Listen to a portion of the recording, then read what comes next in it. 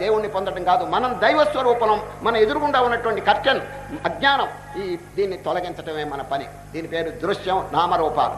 ఈ నామరూపాలు మనం కాదు, మనం అనవసరంగా ఆరోపణ చేసుకుంటున్నామండి. ఇందాక చెప్పిన దొంగని ఆ విషయం మళ్ళీ చెప్తున్నాను. ఇది వివేక చూడమని చెప్పినారండి.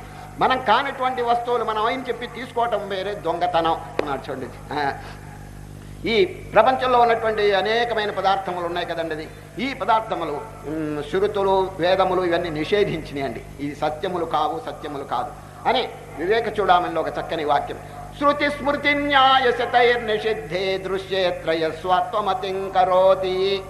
వేదములను కూడా నిషేధించిన దాన్ని నీవు అని చెప్పి ఎందుకు అనుకుంటావు? నీవు అవి నా స్వరూపం అని. తప్పు అది. శృతి స్మృతి న్యాయశతైర్నిషిద్ధే దృశ్యేత్రయ స్వత్వమతిం కరోతి. అది నావే అని చెప్పి ఎప్పుడు అనుకుంటావో దుఃఖాన్ని కలుగుతుంది. ఉపైతి దుఃఖోపరి దుఃఖ జాతం నిషిద్ధ కర్తా సమలిం లుచో యథా.